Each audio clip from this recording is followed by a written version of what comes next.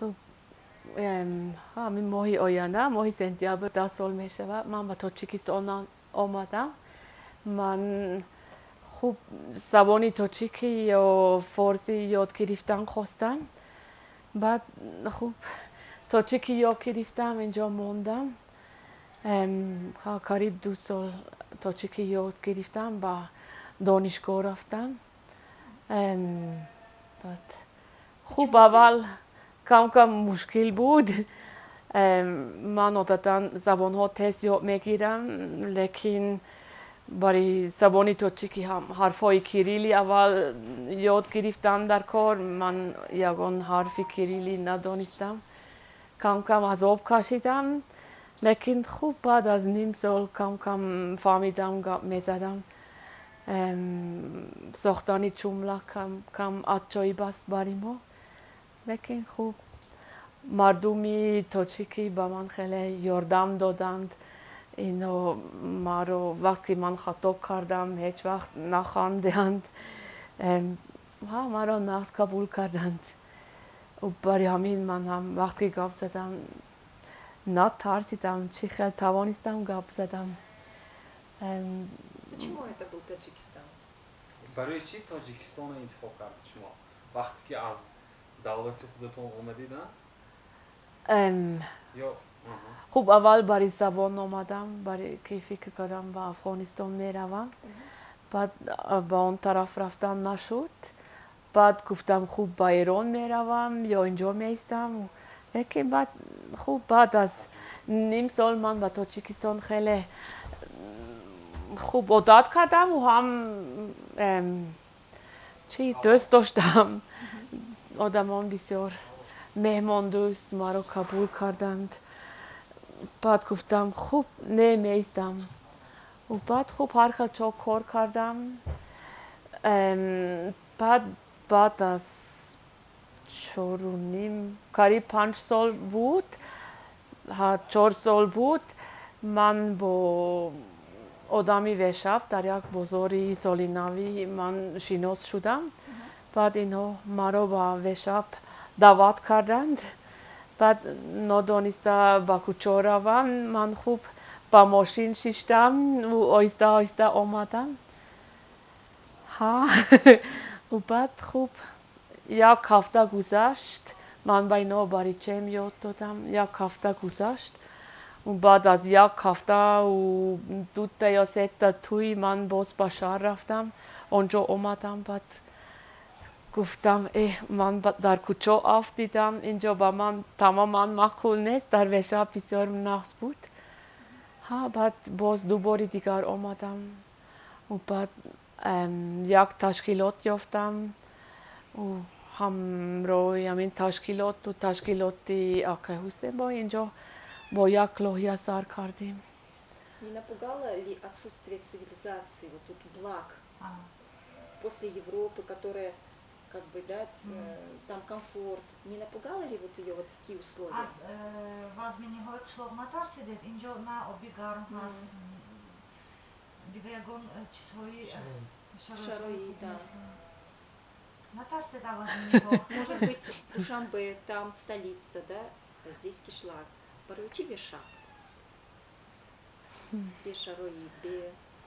خوب من خودم در یک قشلاق کلان شدم لیکن خوب قشلاق شویتزرگی رنگی شهری میدای تاجیکستان لیکن خوب ما همه شرایط هم نداشتیم یا بعض وقت ما با لاگر با جنگل رفتیم در شویتزریا و اونجا هم به سویت و به آبی گرم ما هم 1-2 هفته ایستادیم و من دایما معقول شد. و بعد اینجا خوب عادت میکنید. اول ها از زمستان ترسیدم فکر کردم او سخت خنک میشود لیکن اینقدر بد نیست. اینجا علاوه میکنند و بعد تاجیکان خودشان خنک خوردن نقص نمیبینند و من اینقدر خنک خور نه. برای من با فکرم اینقدر بد نیست. اینا از من تستر خنک میخورند لیکن برای من مهمتر آدمی خوب و hayvanها و بعد هوای تازه طبیعت خوش رو این از هر خیلی شرایط برای من مهمتر. А почему именно вот пошло желание помогать женщинам? Она увидела, что здесь женщины как бы в сложных условиях не учатся. Вот почему именно она решила помогать местным женщинам? چشمورا برای زنها یاردم کردن. همین شما برای زنها راهی کردید که برای زنها هنر آموختن، خوراک آموختن. برای چی به زنها؟ آیا شما همین زندگی و زمینی اینا رو دیدید؟ Как пришла идея? خب من شخصا من با همه یاد میدهم با من فرق ندارد زنها باشند مردها مایده کلان با من فرق نمیکند.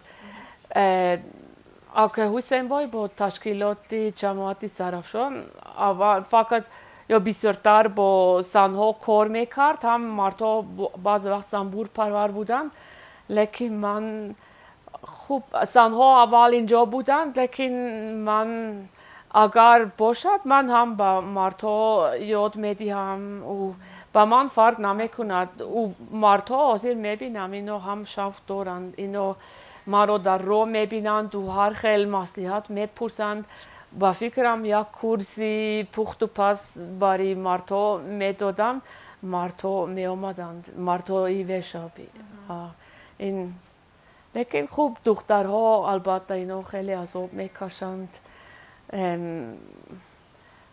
دخترهای جوان یا زنهای جوان بعض وقت در خانه شوهرش سخت عذاب میکشند بعد خوب اگر یک دو ساعت از خانه گریختن میتوانند کم کم میشینیم میخواندیم یا در توی رقص میکنیم با فکرم دلشان سبکتر میشود و خوب بعد اینا خورزم میشوند من هم خورزم میشوم. Такой центр психологии, помощи женщин собирается. Да.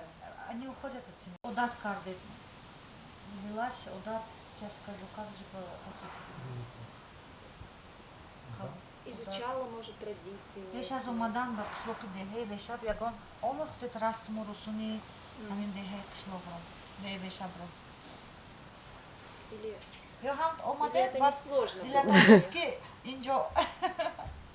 Мне кажется, она вот взялась, потому что другого не видела. А были моменты, когда она хотела вот бросить все и уехать? Она же говорила, да, редко такие, да. Но она же там еще повторить. Не надо. Ты же задавала? ما زمستان میبیام پیش تو. شما نمیرید شویڅار زمستان؟ خوب من ممکن اول ینوار دکامبر میروم برای بازار سالی نوی بعد آخری سال من به شویڅار میروم و بعد به فکرم اولی مارت باز با اینجا میبیایم. خوب من وقتی من به وشاب آمدم من علاقه 4 یا 5 سال در تاجیکستان زندگی میکردم بعد عرف و عادت تاجیکی کم کم میدانستم خوب نمیدانم بعد رنگ یک آواز از آسمان با من گفت خوب رو یا من هیچ اینو مرا فریاد کردم من گفتم ولی اگر میخوان که من میروم نه ترسیدم دوستای من اینا کم کرک ترسیدم گفتن شما با کجا میروید میدونید اینا با شما کار کردن میخواهند یا با شما غم میدهند بعد گفتم نه من حسیاتی من خوب است من میروم نمیترسم خوب بعد آمدم بعد چی بود باز ولی ما در راه جوانای رو دیدم از شویڅاریا به فکرم بودن آنها هم قطعی شما اینجا زندگی میکنن؟ ها اینا اولی سال آمدن و من اینا پایان زندگی میکنن اینا یک عائله یک خانه دارند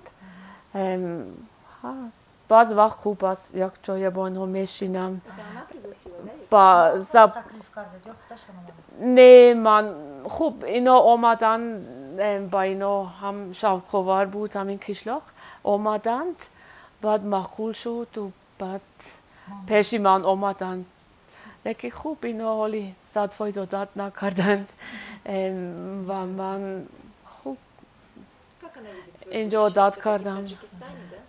لیکن اینجا خوب عرف و عادت هر خیل هست اینجا دوست عید دارند در یگان جای دیگر نیست در وادی سرخشان یا تاجیکستان این عجایب است کم کم درباره تاریخ من شاید بسیارتر خونم بعض وقت میپرسم آدمان هست که میدانند لیکن بسیار نه و من فکر میکنم که حالی عرف و عادت از همین وقتی سوختی اینا که در یخناب هم زندگی میکنند اینجا بسیارتر هست برای که این نه مسلمان نه این همین افتاب یا آتش پرستی با فکرم از آن وقت حالی بسیار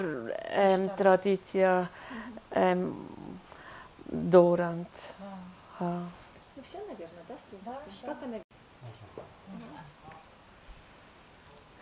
آینده من خوب اگر میدانستم نقص میشد لیکن خوب امید دارم که باز چند سال دیگر اینجا زندگی کردن میتوانم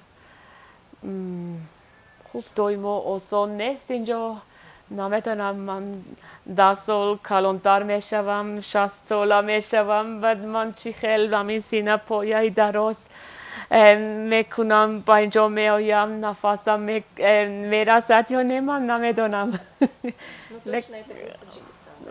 تا حاضر شد لیکن اگر میتوانم ویزا با من میدین من میستم مشکلی دایما ویزا است اگر ویزا ندارم من اینجا خوب از 2 ماه زیادتر ایستادم نمیتوانم یا 1 ماه به ویزا حاضر میشود بعد خوب اگر شود دوام میدیم آدمان که آمدن و یا گرفتن میخوان بسیار هست اگر شود میستم و امید دارم که پدر و مادرم حالی سلامتشون نقص لیکن هم کلان Родители شد приезжали сюда? Your parents? پدر مادرتان یکون بار تشریف کردن تاجیکستان؟ اینا یکم بار ناومدن چند بار گفتم بیایید لیکن حاضر کلان شدم و افتاد نه ما نمیرویم میترسیم از راه دور میترسن؟ از راه دور و بعد خوب هم افغانستان نزدیک و در تلویزیون فقط چیزی بعد درباره افغانستان نشان میدهند و همه فکر میکنن هم سرحد تاجیکستان اینو هم خیلی بعد میترسن خوب یکی میدونن میبینن که من خرسند و سلامت و صحت و 10 سال علاقه اینجا زندگی میکنم لیکن وزیر گفتن نمیآیند لیکن هم یک تا دوگانه آمده بود ها معقول شد